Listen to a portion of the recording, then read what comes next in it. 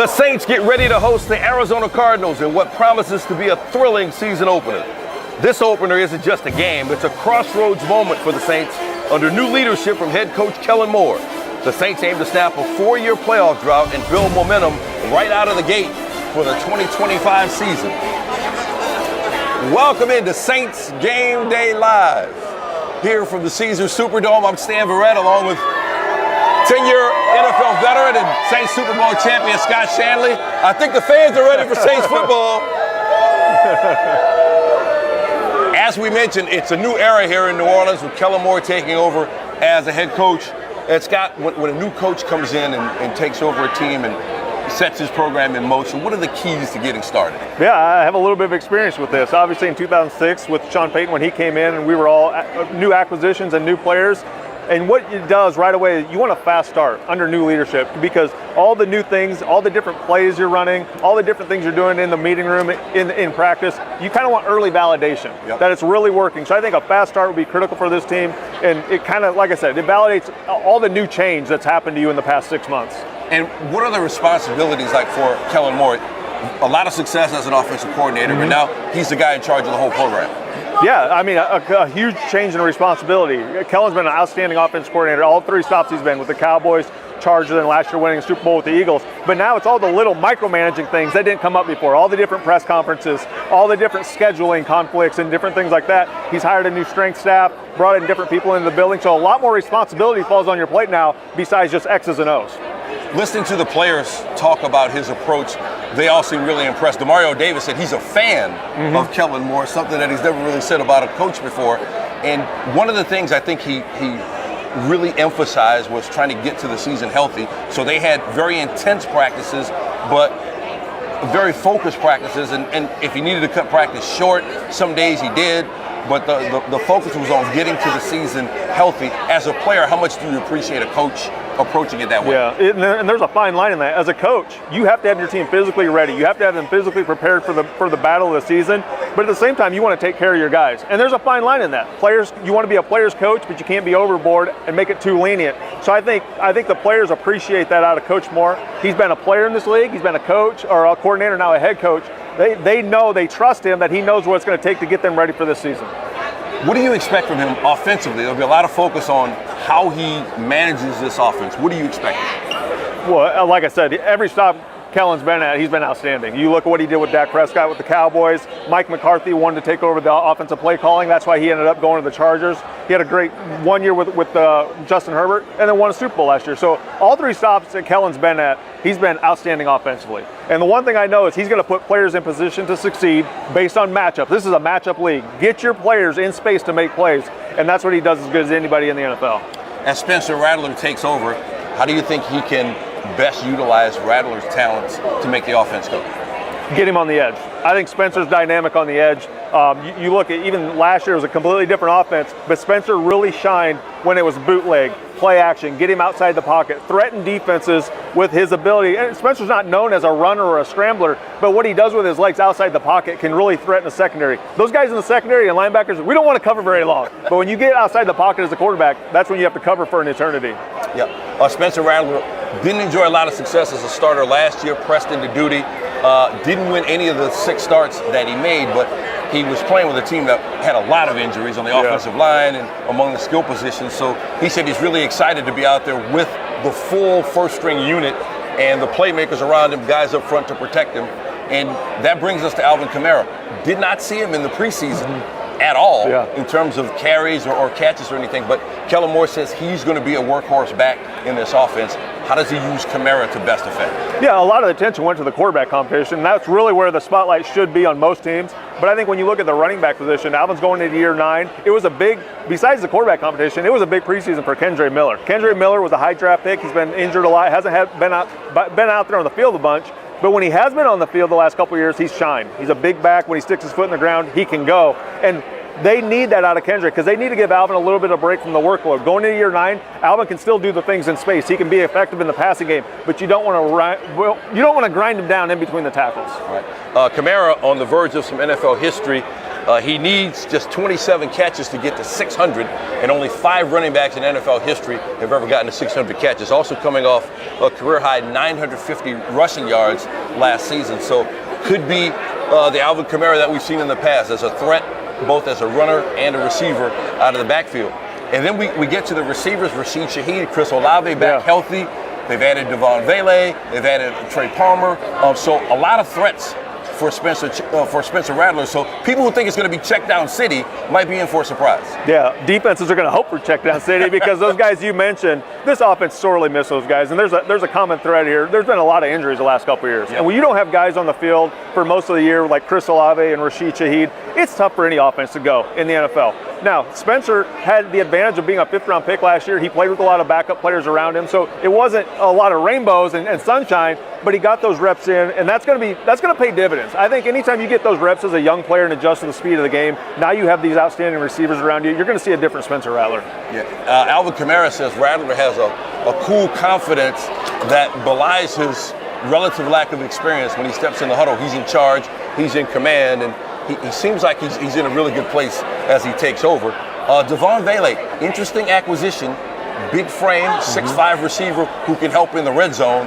A lot of speed guys who are relatively small in terms of NFL receivers. What does Vele add? Just what you said, it's about matchups, his size. And I think when you look at this Saints wide receiver roster, extremely talented. Chris Olave, high 1st-round pick. Shaheed, one of the fastest guys in the league. Could bring back a veteran in Brandon Cooks who can fly. Trey Palmer, they signed him a waiver claim from the Buccaneers. He can fly. He's a 4.3 40 guy. But they don't have that big body type. The mismatch guy in the red zone, I think Vele, you get down the red zone with him and Juwan Johnson, those are problems for linebackers. They're too fast for them, too big for DBs to cover. You need those type of mismatches. Goes back to what I said earlier about Coach Moore. He's really good at mismatches, and now he's got speed at positions, he's got size, and now it's about taking advantage of what the defense is giving you. All right. So Kellen Moore ready to take over his first start as an NFL head coach after so much success as a coordinator, as we mentioned. Coach Moore spoke with Aaron Summers. Let's listen into their conversation. Coach, you've been building up to this moment, maybe your whole entire life. Head coach, NFL game, first game of the regular season. What are the emotions now that you're finally here? Yeah, just really excited about the opportunity. Our guys have put in a ton of work through this whole entire offseason. It's fun to let them finally go out there and go show it. And so it'll be a lot of fun to watch them. When you look at the offense, what can you do to help quarterback Spencer Rattler settle in and get into a rhythm against this new look Cardinals defense? Yeah, it's always about, running the football, getting completions, getting them in comfortable situations, managing those situations when they come up. And so I think he's really well prepared and he's ready to go. Saints also have a new look defense. Where does the focus lie in order to stop what Kyler Murray, the Cardinals quarterback, can do with his legs? Kyler's such a dynamic player, and really it's about group rush, rushing together, not giving him easy lanes. When he gets out in space, he can make some big-time plays, so we're going to have to do it together. It is a first regular season game, lots of unknowns. What have you done this week to prepare for any adjustments that might come up during the game? Yeah, it's something we've talked about all week. It's week one. There's going to be adjustments that happen. There's going to be unscouted looks. That's the beauty of week one, and we'll do the same to them. And so we just got to be prepared to make any adjustment we need as we go through this game. When you walk off the field Sunday, what is the number one thing that you want your team to have shown you? Just our play style. That we play the right way. We play smart, we play fast, we play physical, and we put ourselves in a really good position to compete. All right, thanks, Coach. Good luck. All right, thank you.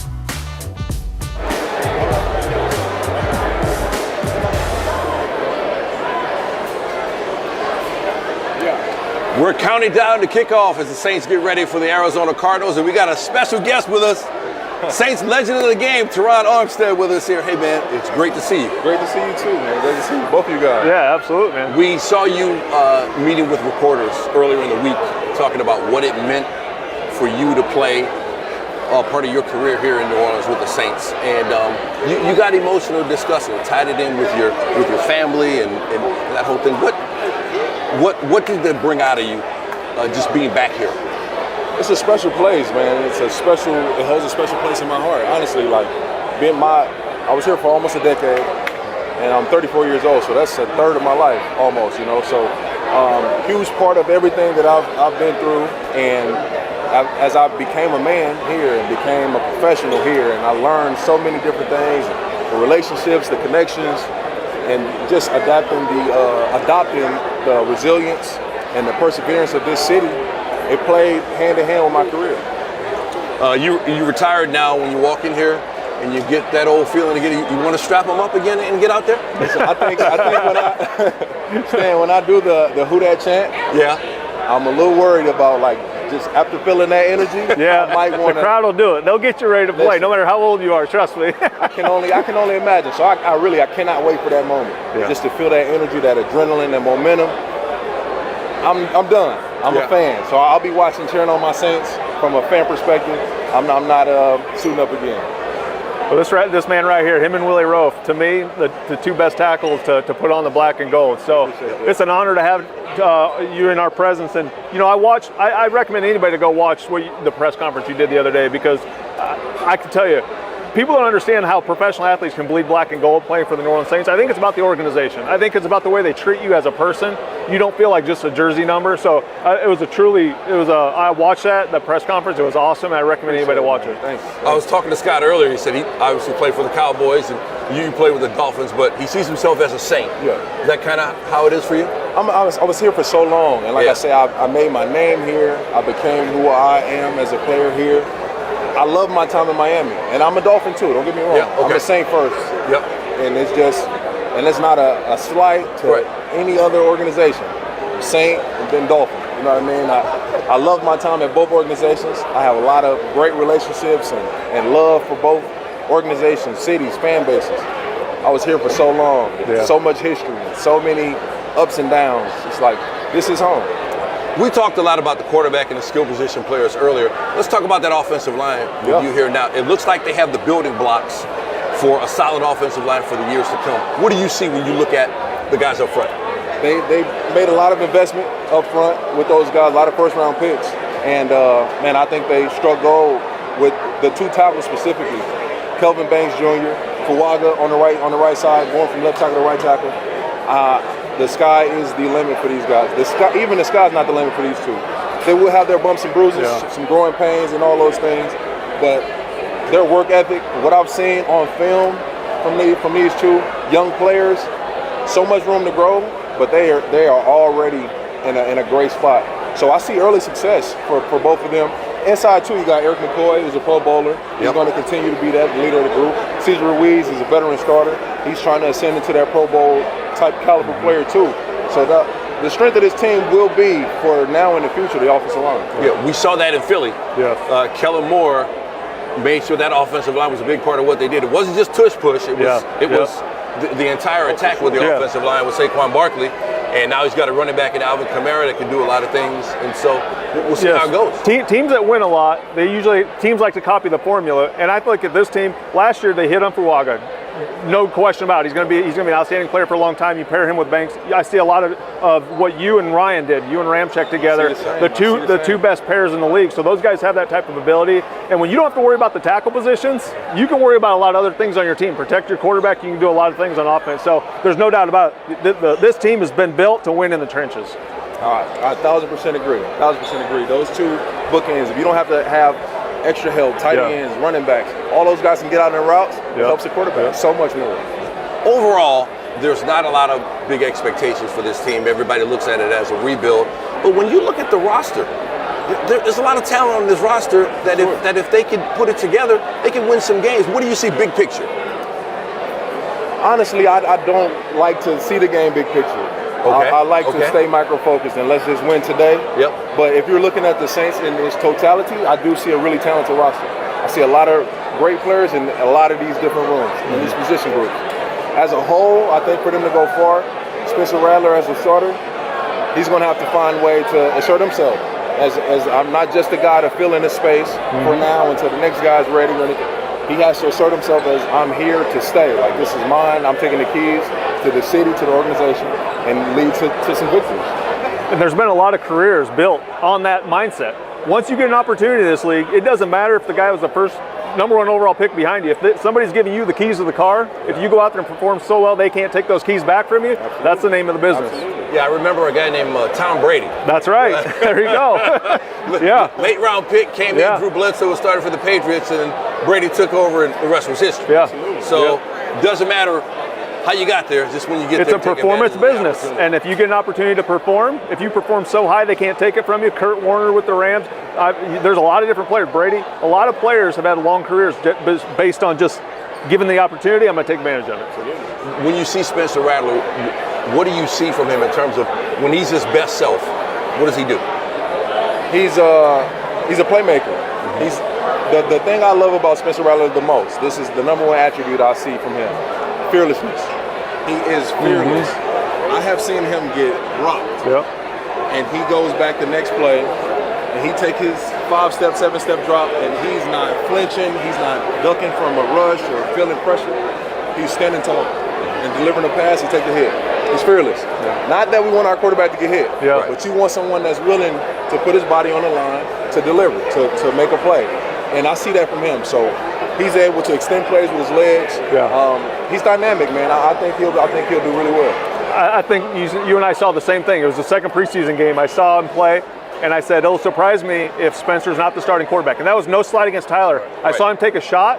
Teams, the defensive guys will rally around the guy taking a shot and getting right back up. Offensive linemen will rally around that. He showed toughness in that game that I think the entire locker room will rally around. All right, so again, he gets to start today with all the ones around him, the big guys up front, and the skill position players around him. That's something he didn't have last year when he made those 6 starts. For more on what's brewing with Spencer Rattler, let's check in with Aaron Summers once again. Welcome to What's Brewing, presented by Community Coffee. I'm Aaron Summers. We're here to find out what's brewing with Spencer Rattler. Spencer, you were named the starting quarterback. You're heading into your first game. What's the mentality like? Yeah, just excited for the opportunity, excited to get out there with the guys. Been a great week of practice, and looking forward to the challenge and ready to go out there and play free. When you look at the big picture, and now you are the starting quarterback, the leader of not only in that room, but the entire offense, do you carry yourself any different or approach things differently? I think as time goes, I'll continue to grow and understand everything it takes to be the starter. I think getting to watch Derek last year, obviously a vet, and how he handled it, and being able to take little things from him and try to implement that into my preparation and leadership styles, continuing to be myself. I think that's the biggest thing. So I think that's continual growth, in that aspect, but really just being myself and grateful for the opportunity and going to lead these guys. When you need a break from football, what do you do? Love to, play some golf, if we have time, and, I'm up to it, but really, watch a movie, chill, order some food. I mean, I'm pretty basic. Not too much going on outside of football, but golf and just chilling, relaxing. Do you have any favorite food spots here in New Orleans? I like Moro's Steakhouse. Live close by to there. Good spot named Dala downtown. There's so many different spots. Shia, I think that's how you say it, but there's a lot of good spots. Yeah, definitely is. Going into the Superdome again, you were there several times last season. What is it about that environment that just gets you going? I just think the energy, when we run out and crowd gets going and we do the Who Dat chant, and there's nothing like it. I played in a lot of big stadiums in the SEC and Big 12, but it's nothing compared to the Dome. And when it's packed out and we're playing well and the fans are cheering us on, there's nothing like it. So we're going to need them this year, and I know they're going to bring the juice. What was your favorite college game? Probably playing Tennessee a couple years back, and we almost scored 70 on them, and we couldn't miss that night. It was a great time. How do you feel after a game like that? It's a crazy feeling. It was like a video game almost. Rushed the field, about 50,000 people on the field trying to grab you, and then going on and beating Clemson that next week. That was probably like the best 2 weeks ever. Being in the SEC doing that. So it's a great feeling for sure. That's the kind of vibe that we need to bring here to the Saints. That's what's going to happen every Sunday. If you could play catch with any player ever, who would it be? Tom Brady. I think, obviously the GOAT, and I think as I got older, I learned to respect his game more and more, and I've got the chance to shake his hand and talk to him briefly before preseason last year, and it's just very cool, and I would say him for sure. All right. This has been What's Brewing with Spencer Rattler, presented by Community Coffee. We'll see you at the Dome on Sunday.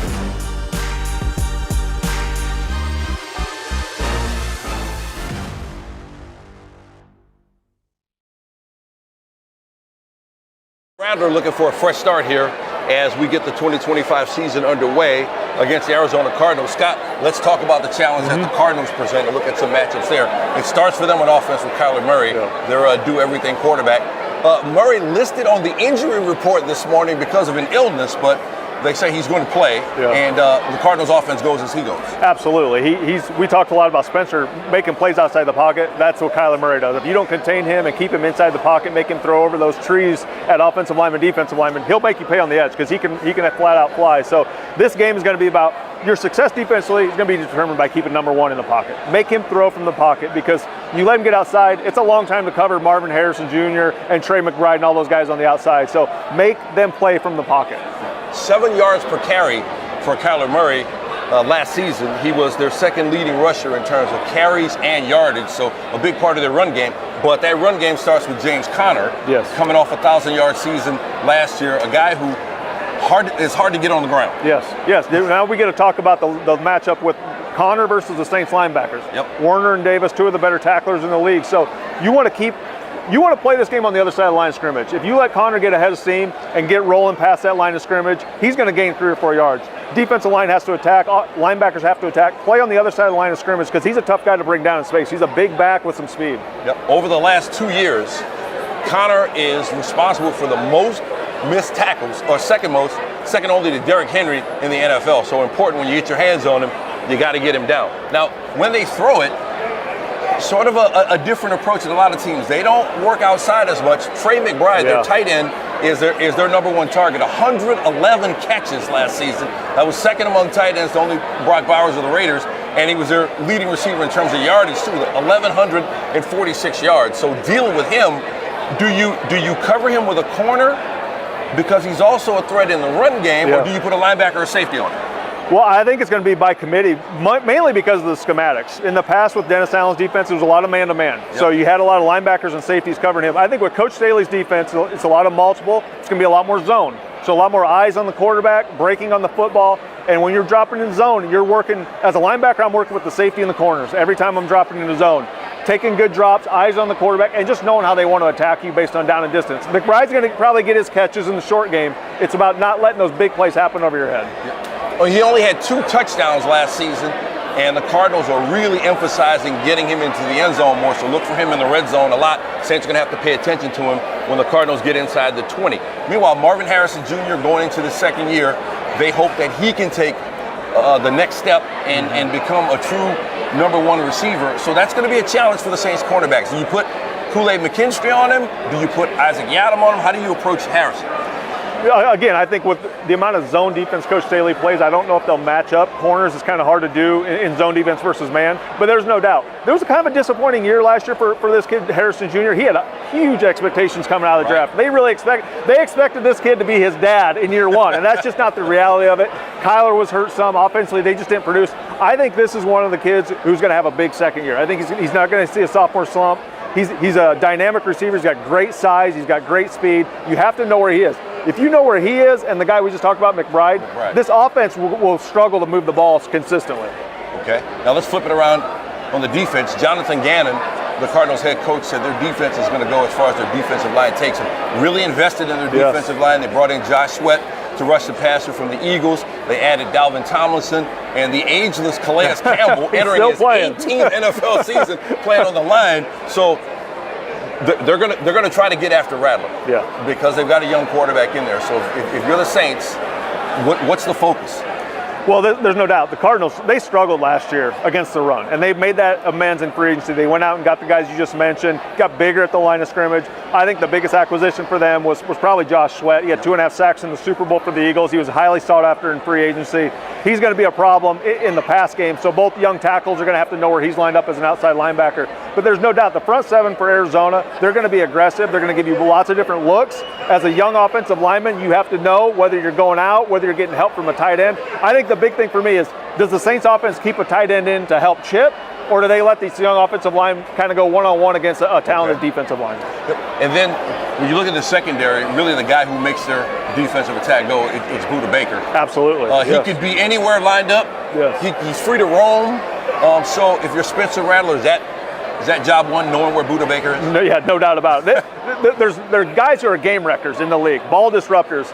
This guy is one of the best ball disruptor guys in the league. He's going to find a way to get the ball on the ground, whether he's stripping the ball, when he's tackling you, interceptions. He's a game wrecker. So offensively, knowing where he's lined up, I see so much of Tyrann Mathieu in his game. He reminds me of, he's like the new age Honey Badger. Great comparison. He competes, just a football player. All the guys who docked him in the combine because he wasn't the size they wanted, he just knows how to play football. He will wreck a game plan if you don't know where he is. 164 tackles last year from his safety position, really sort of a safety linebacker hybrid sort of player. Line him up in different places so he can really be effective if you don't keep an eye on him. But elsewhere in the secondary with those two young corners, they lost Sean Murphy-Bunting and Sterling Walker V, who were guys they were counting on in the secondary to play corner. But now you have Will Johnson, their second-round pick this year, and Max Belton, their second-round pick last year, being counted on to cover these Saints receivers today. So there could be some plays on the outside. There should be some plays on the outside. These guys are talented, but they're young. Just like you said, anytime you're just in year 1 and 2, Will Johnson, he was projected to be a top 10 pick. So they kind of got a steal in the mid-second round. They have high hopes for him, but anytime you have that much youth on the outside, you have to find ways, and you have Olave and Shaheed and Cooks, you have speed out there to get these guys confused and to bite on some routes and go over the top against these young corners. Yeah, Rashid Shaheed, a healthy Rashid Shaheed, could be one of the breakout players in the league this season with his speed. And then we didn't mention Brandon Cooks. I mean, there's just speed everywhere on this offense. So if the Saints can work those corners to the outside, we could see some big plays. So big picture here, Scott, as we begin a new season with what is being tabbed a rebuild, what do you see big picture? What's important to establish today? Well, yeah, the term rebuild, anytime you're starting over at quarterback kind of, and coach, it's rebuild. Everybody just calls it a rebuild. I think this team is better than everybody says. I look at the division they're in. Nobody blows me away in the NFC South. I think it's about early success. I think it's about putting together 1 week at a time. Take care of today's business, look at what you have next week, and it's about just going 1 week at a time. And like I said earlier, 2006, when Sean Payton came here, we got out the door fast. We got to a 3-0 start, went on the road, beat Cleveland Browns, beat the Packers. We kind of proved ourselves, hey, this guy knows what he's doing. This stuff works. And went all the way to the NFC Championship. Exactly. So if you can have early success, quarter by quarter, game by game, just you don't know where the cards will fall at the end. But I think this team, I started looking at this team on paper, there's so many position groups I would take over the Cardinals. I look at the Saints. I would rather have the Saints position group. So I look at the division first. This division is winnable. It's about staying healthy. It's about playing consistent football. Saints trying to win their opener for the 7th consecutive year. And we're going to see what happens as a new regime takes over with Kellen Moore and Spencer Rattler at quarterback. Fans are excited. Everybody was here early. They were here early. ready to get the season started. So a couple of notes. Manny Fresh is performing at halftime here at a Caesars Superdome, and Scott's going to be here with Aaron Summers after the game for a full post-game wrap-up here on Saints.com. We thank you for joining us. Enjoy the game, and let's go Saints!